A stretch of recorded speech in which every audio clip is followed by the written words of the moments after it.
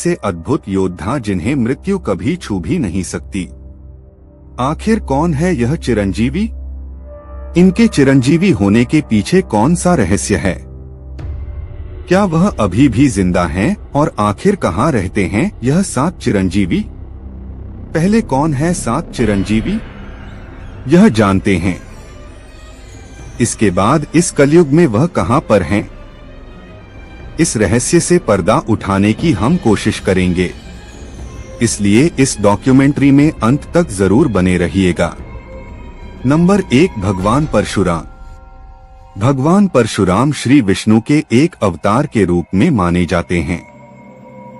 उनका जन्म ऋषि जमदग्नि और उनकी पत्नी रेणुका के घर हुआ था। परशुराम नाम का अर्थ है परशु यानी कुल्हाड़ी धारण करने वाले राम। वे जन्म से ब्राह्मण थे, लेकिन उन्होंने क्षत्रियों के विरुद्ध युद्ध किया था। जब उनके पिता ऋषि जमदग्नि का अपमान हुआ तो परशुराम ने प्रण लिया कि वे अत्याचारी क्षत्रियों का संहार करेंगे। अपने इस संकल्प को पूरा करते हुए उन्होंने 21 बार इस धरती को क्षत्रिय विहीन कर दिया था। उन्होंने अपने जीवन को अन्याय और अराजकता का अंत करने के लिए समर्पित किया था, जिससे प्रसन्न होकर महादेव ने उन्हें चिरंजीवी होने का वरदान दिया था। ऐसा माना जाता है कि परशुराम आज भी धरती पर जीवित हैं। नंबर 2, अश्वत्थामा। अश्वत्थामा का नाम हिंदू पौराणिक कथाओं में एक रहस्यमयी योद्धा के रूप में आता है। महाभारत के प्रमुख योद्धाओं में से एक अश्वत्थामा को अपनी अपार शक्ति, शौर्य और ज्ञान के लिए जाना जाता है। लेकिन उनकी कहानी केवल एक महान योद्धा की नहीं है।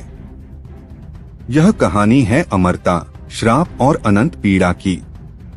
अश्वत्थामा महाभारत के महान गुरु द्रोणाचार्य के पुत्र थे। कौरव और पांडवों के साथ साथ गुरु द्रोण ने अपने पुत्र अश्वत्थामा को सभी अस्त्रों का ज्ञान दिया।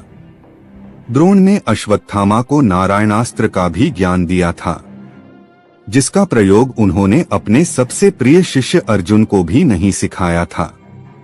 उनके माथे पर एक दिव्य मणि थी जो उन्हें अद्वितीय शक्ति और रोगों से रक्षा प्रदान करती थी।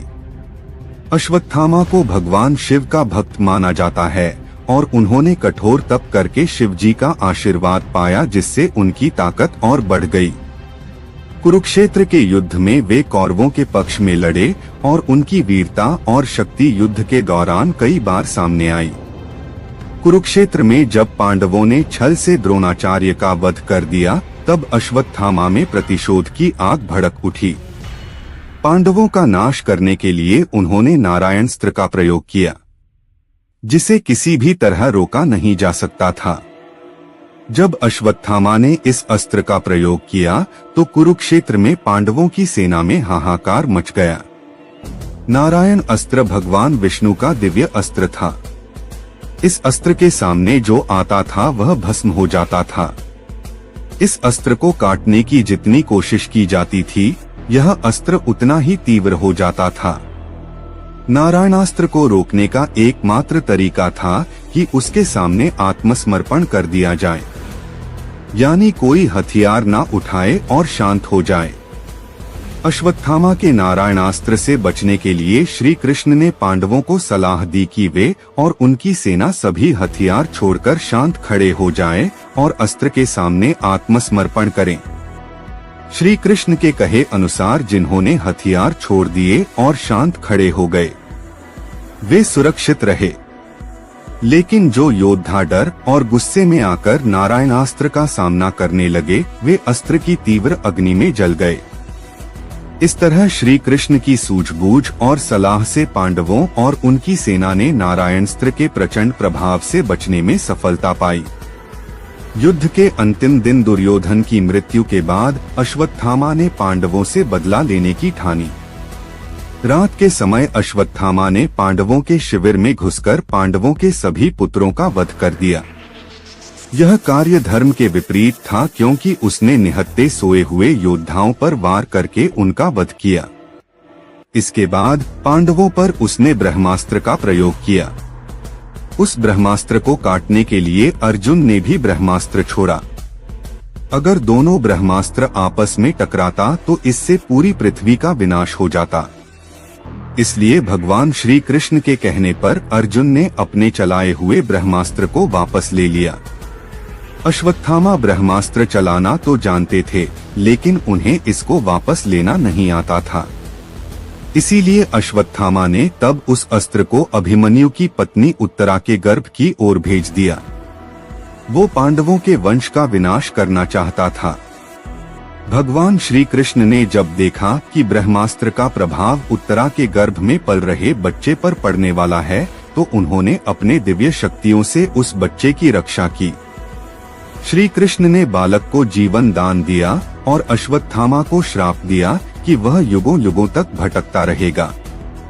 उसे ना तो मृत्यु मिलेगी और ना ही उसकी पीड़ा समाप्त होगी। उनके माथे की मणि को भी श्री कृष्ण ने निकाल लिया। इस श्राप के कारण ही अश्वत्थामा आज भी जीवित हैं।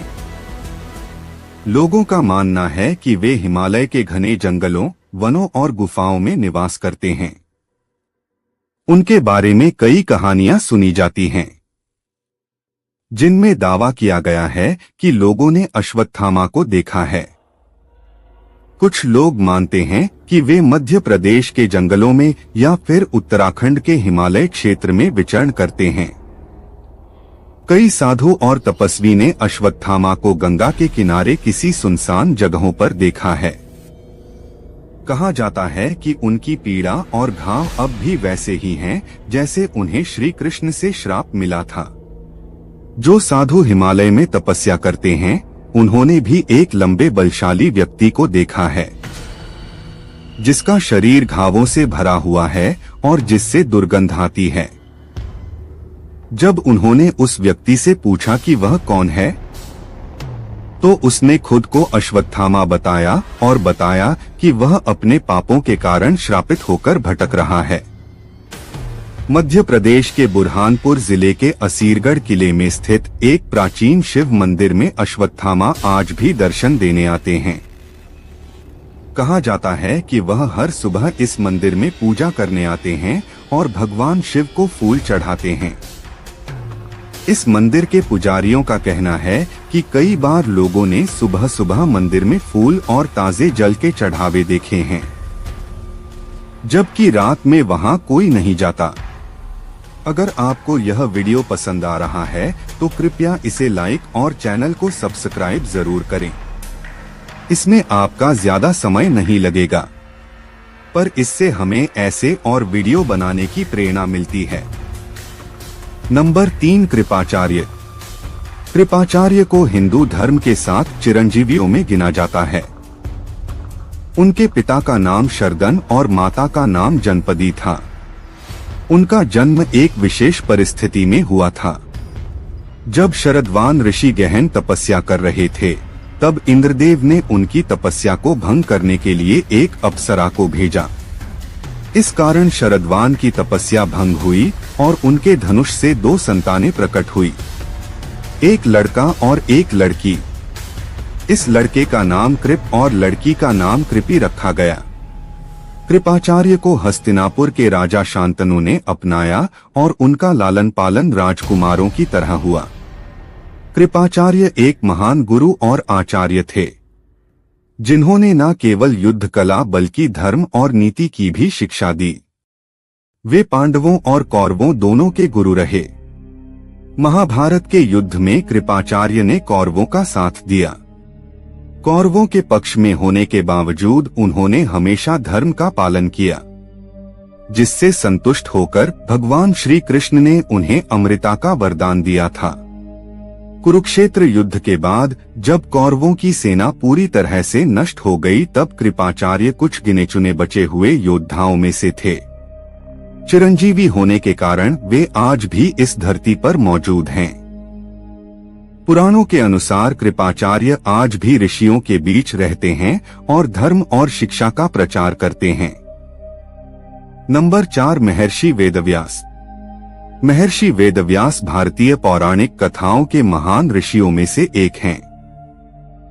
उनका जन्म द्वापर युग में हुआ था और वे ऋषि पराशर और सत्यवती के पुत्र के रूप में जाने जाते हैं। वेदव्यास ने वेदों को 4 भाग, जिससे वेदों का अध्ययन और अधिक सरल हो गया। इसके अलावा उन्होंने महाभारत की रचना की। उनके ज्ञान और साधना से प्रसन्न होकर उनके पिता ऋषि पराशर ने उन्हें अमर होने का वरदान दिया था। इसके अलावा वह अपने दिव्य दृष्टि से भूत, वर्तमान और भविष्य को देखने में सक्षम थे। नंबर 5, राजा बलि। असुर राज बलि महर्षि प्रहलाद के वंशज थे और वे एक धर्मप्रिय और दानी राजा थे। अपने पराक्रम और भक्ति के बल पर उन्होंने तीनों लोकों पर विजय प्राप्त कर ली थी और इंद्रलोक भी जीत लिया था। इससे इंद्र और अन्य देवता बहुत चिंतित हो गए और उन्होंने भगवान विष्णु से सहायता मांगी। भगवान विष्णु ने देवताओं की रक्षा के लिए वामन अवतार लिया। वे एक बौने ब्राह्मण का रूप धारण कर बलि के यज्ञ स्थल पर पहुंचे, जहां बलि ने उनका स्वागत किया। वामन भगवान ने बलि से केवल 3 पग भूमि का दान मांगा। बलि ने विनम्रता से इसे स्वीकार कर लिया, लेकिन उसके गुरु शुक्राचार्य ने चेतावनी दी कि यह साधारण ब्राह्मण नहीं बल्कि स्वयं विष्णु है, जो बलि की शक्ति और साम्राज्य को समाप्त करने के लिए आए हैं। बलि ने अपने गुरु की चेतावनी को नजरअंदाज कर दिया और वचन निभाने का संकल्प लिया। जब बलि ने वामन को 3 पग भूमि दान कर दिया, तब भगवान वामन ने विशाल रूप धारण कर लिया।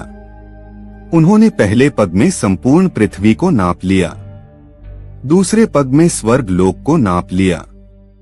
तीसरे पग के लिए जब बलि के पास कुछ भी नहीं बचा, तो बलि ने अपने आप को भगवान के सामने समर्पित कर दिया और भगवान से कहा कि वे अपना तीसरा पग उनके सिर पर रख लें। बलि की इस त्याग और वचन पालन से भगवान विष्णु बहुत ही प्रसन्न हुए। उन्होंने बलि को आशीर्वाद दिया और उन्हें पाताल लोक का राजा बना दिया। साथ ही उन्हें चिरंजीवी होने का वरदान भी दिया। नंबर 6, विभीषण। विभीषण रावण के छोटे भाई थे, लेकिन उन्होंने अपने भाई के अन्याय के खिलाफ खड़े होकर सच्चाई का मार्ग चुना। जब रावण ने सीता जी का अपहरण किया, तब विभीषण ने उसे समझाने की कोशिश की, लेकिन रावण ने उनकी बात नहीं मानी।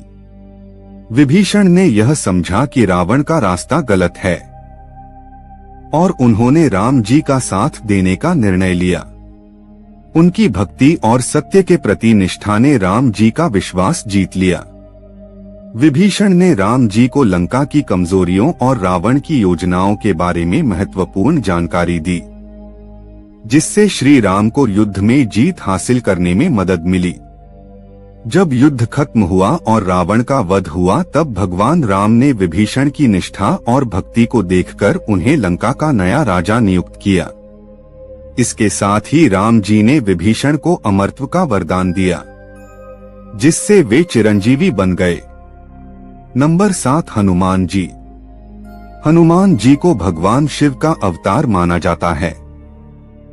वो इतने शक्तिशाली थे कि वह अकेले ही रामायण का युद्ध समाप्त कर सकते थे।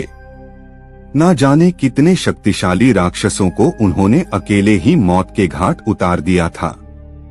रामायण के युद्ध में हनुमान जी ने सीता माता की खोज कर उन्हें भगवान राम का संदेश पहुंचाया था।